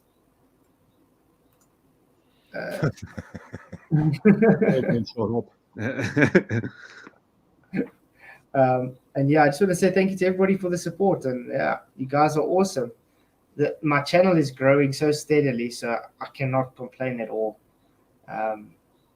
Everything's starting to fit into place, and it's because of all the support I get from everybody here. So I really do appreciate it. I'm planning now building my studio in the garage now, December, when I get back from the sea. So that's going to be exciting. I want to get a green screen as well, some proper lighting. So things are. I got big plans for this channel, guys. I just got myself the DaVinci Resolve, and I'm going to be doing some VFX things as well. So very excited for the future. I'll give you a shout out, mate. It's nice to have something early evening because you go out at a nice time for the UK. I know we have the time shifts for the equinoxes, but you go out at a nice time, and there's not been anything since Ranty's and Brandon's that has filled that void. So I'm enjoying it. I might not always be in chat, but pretty much most of the time I'm listening. So yeah, keep it up, bro. Hopefully, listeners, that we can make it at least with the views. I'm not asking for money, at least with the views. Share and like this, because hopefully we can make it worth Flatzoids' time to keep it going. So yeah, it's definitely worth the time. I'm enjoying it. To me, I'm really enjoying actually doing this as just talking to everybody and having people on and stuff. So I just out of the enjoyment itself, it's enough for me. Unfortunately, the trolls do get kind of hectic sometimes, but I've learned to just ignore them and move on. And I take it as positive feedback if the trolls come in, because that means I'm at the right place. So yeah. Something that I learned over time was, and it's become more and more prevalent, is I used to have this thing where I had to reply to everybody's comment. I was replying to comments because I had it in my head that anyone who's not in this arena, who might stroll in and read some comment from some baller, and I didn't reply to this comment, then they might get turned away or think that I don't know what I'm talking about, or think that the baller is right or whatever. But I come to the point of realization that the people we deal with are actually inconsequential now. That the ordinary everyday person wouldn't just come in there and read some comments from these people and go, "Oh, that must be the answer," and that must be the answer then, and go away. No, life has changed, the world has changed, and people in general are a lot more suspect, and they won't just accept any old nonsense. And the people we deal with, they want to try and keep us on a circuit where we keep going around in circles, where I debate Craig now, and then I debate Toon next week, and then the Cats the other week. Like, what's the point? Who wants to do that? They want to keep you on a circuit because that keeps them relevant. But these people are not relevant. And the ordinary everyday person wouldn't listen to them. I had it in my head they would, but they won't. So I'm not bothered about so much about replying to comments or trolls now. There's more comments I don't reply to than I do reply to on my channel, because I'm not really too bothered. Most of the time it's just mostly just trying to poison the well, character assassination. They never address the video or whatever your presentation is. They're always trying to address some sub point to it, or it's some nonsense that is not addressing the point. And that's what you want. Not the argument. I'm loving that. You said earlier, so they're not worth. I don't deal with trolls or anything. Anybody sends me a message that seems genuine, I always respond to. But it's about how close you are to the target. The more close you are to making pertinent points, the more attention you'll get from these muppets, which is why you're getting attention, dude. Don't respond to it. They're not. What's the phrase? Don't cast your pearls to swine. Stick to what you're doing, and know that what you're doing is driving them so mad, that they're having to behave like this. That's the truth. As Brian says, there's nothing to deal with them anymore. They only exist because of us. And if we look at this in a systems point of view, the system wants us to engage with them. That time's gone to engage with them. We're out here to disseminate the truth, not argue with you muppets as you deny reality, try to redefine level, horizontal. Yeah, those days are gone. So either bring your arguments, like as I've said to Phil tonight, bring your rebuttals. We're happy because we're interested in the truth, not being right or wrong. Doesn't matter. We're interested in the truth. So bring it, Phil, and ignore them, mate, because every nasty snide comment and the more ad hominem it gets, the bigger the compliment they're paying you, because that's the only recognition they can give you. Well, what we've seen over the years is every time it gets to the point of them definitively proving their claims, they run. They don't prove them. Like Wolfie and Trevor Austin, two commercial pilots, they are refusing to prove their claims. Let's take Ranty, right? Ranty had a drone. He could have gone to where that photographer was, Peter Jackson, whatever the man's name was, and he could have flown his drone up and showed the mountain rising up behind the tower and flown it down and shown the mountain going down below the tower, purely due to the optical effect of a visual, or what's known as photographic occultation. Now, he could have done that with his drone, but instead he decided not to do it.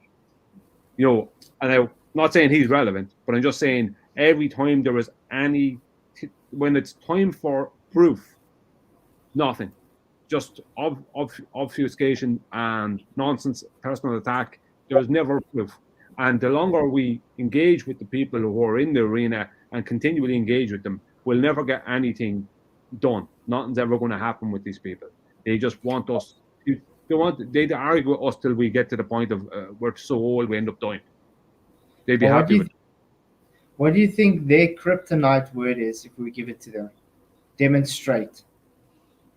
The kryptonite is they're emotional vampires. These people, I said, yeah, they're trying to take your energy, yeah, that we're building, and direct it towards them for them to engage with them. It doesn't matter what you say; it bounces off them because they're not interested in listening.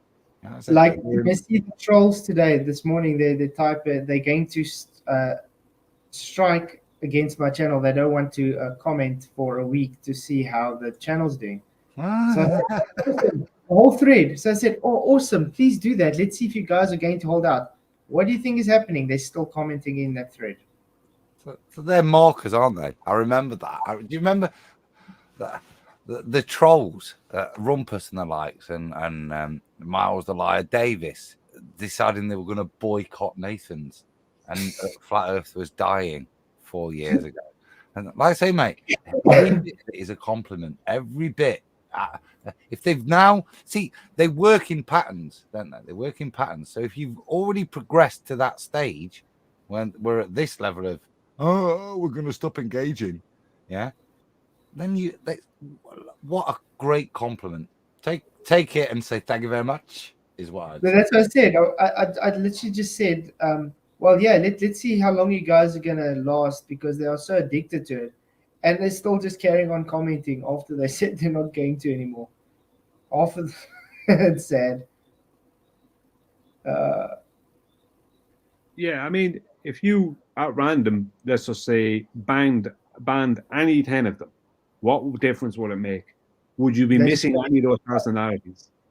No, that's create a new account. That's all they do. Yeah, but I'm just saying, like, would you miss any of their personalities? You wouldn't miss any if you just could block forever any 10 of the ballers. Would it ever matter to you that you like? There might be a couple. There's a couple of them out there that I have had some discourse with, and they weren't bad guys and whatever. Okay, I'll take that. So there's always a few casualties, but I mean, they're in the minority. Like, the amount of, let's just say, time wasters and attention seekers and pretenders pretending to be things they're not. Like, we've all got told this, but I remember 2015, I had ballers trying to tell me that they were astronauts, that they actually were astronauts. I had fellas trying to claim to me they were astronauts in 2015. That told me everything I needed to know. Yeah, like Veach. M. Scott Veach says his dad was an astronaut. I mean, really. But yeah, I basically even before he turned up in 2015, he wasn't there. I had actual people in YouTube comments trying to claim that they actually were an astronaut. That's how desperate they were in 2015. I mean, how desperate would you have to be at the very start of this battle to start claiming that you were an astronaut as some kind of proof? So that showed how little proof they had in 2015. That's 7 years, almost 8 years ago now.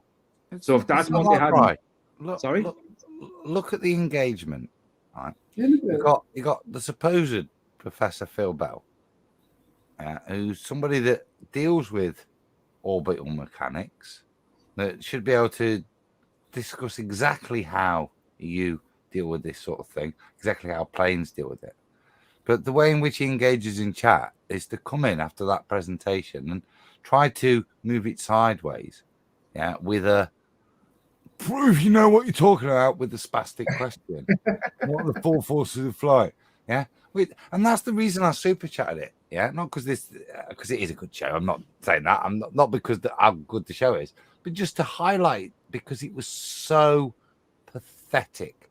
That's their guy that's in here checking up because, like I said, the sheep they follow protocol, which is why the boycott is a great compliment. You're at stage 4 of Flat Earth channels and how to suppress them. Yeah, and they're so predictable, but more importantly, as demonstrated tonight, they're not worth engaging with. This is a supposed professor, and what he brings to the table is just more confirmation that we know we're dealing with Muppets. He doesn't say no. Consider this, guys. Well, Something from my scholarly learning that you should consider in your appraisal this evening. No. Well, he's the same guy that keeps telling me gravity causes gas to not move in a vector anymore. Because they're a clown show that aren't interested in getting to the truth.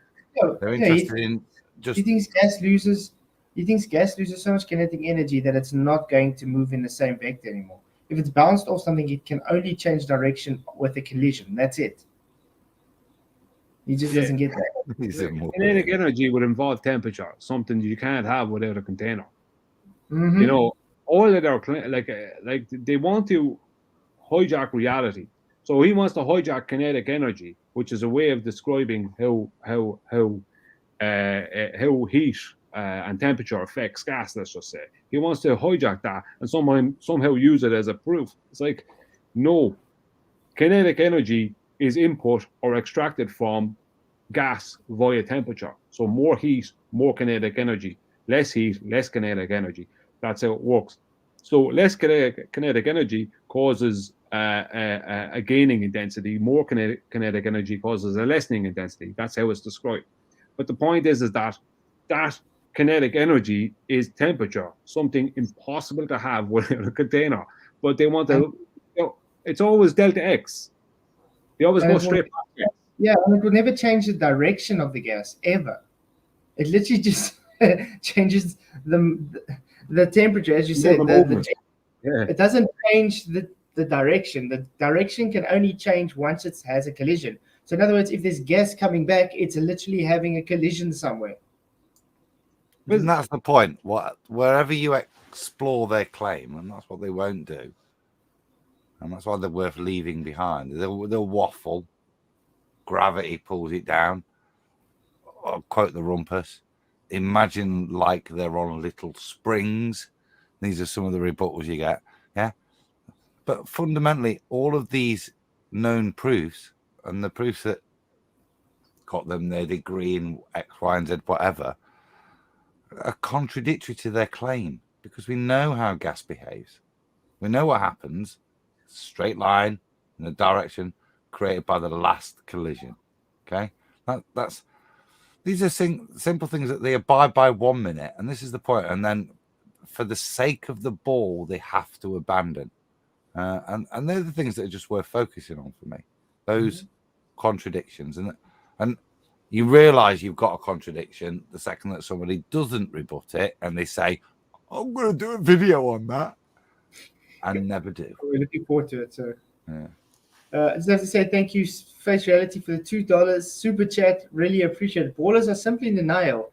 Fear tactics. Yep, it's all just fear tactics because they have to fight the fear of it not being a globe. So yeah, yeah. Go on, sorry. Go on. No, you go ahead. Sorry. No, I just wanted to say, yeah, thank you guys again for coming. I really do want to go sleep now. Yeah, you're half an hour over. Hey, I see Adam's got a beard. Oh, Where did did you? you go? Yeah, I caught the wrong mute, but it's getting pretty. My wife's going to kill me if I don't shave it soon. But she went away to Italy and it's developed somewhat.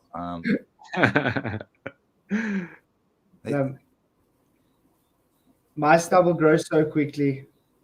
My wife doesn't like it either, but I just can't use any ordinary blades. It's one of those. It's not bum fluff. It's one of those that just, if I use a blade, it makes it blunt straight away. Yeah, I'm the same. Sorry, I've not put a blade on my face for 10 years, mate. The best to do is trim it. No, I wouldn't. Can't.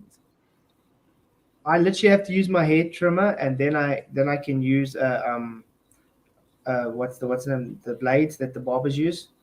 I got a nice Italian blade and stuff, but yeah. But even that, it gets blunt after a while. I have to get a new one, or because if I do get those normal shave blades like the Schick and the Mark III and stuff, I go through blades like it's out of fashion.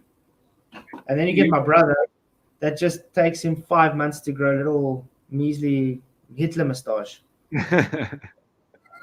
Yeah, you end up cutting. I actually stopped shaving with razors simply because I just trim it, and I trim it down tight, but I always end up with some stubble because my stubble is so hard that I ended up actually damaging my skin, because I was having to use razors that were going blunt as I was using them sometimes. So it's not healthy for you. I think this is the time I should talk about my sponsors. I'm joking. Yeah. Gillette. So again, thanks guys for coming. Tomorrow night there's probably be another show. I haven't worked out a topic yet, so I'll have a poll tomorrow. You guys can vote what the topic would be. Thank you again, Adam and Brian, for coming. Really do appreciate it. Again, we should do this again sometime because you guys really do bring awesome information to the table. So thank you guys for being here. Thank you everybody else that's coming. I'm definitely going to go sleep now. It was actually nice having a bit of a different type of stream tonight. I think sometimes it's also good to just change from the normal now and then. So yeah, thank you again, everybody. Till tomorrow night. God bless. May the pressure be with you. And then end.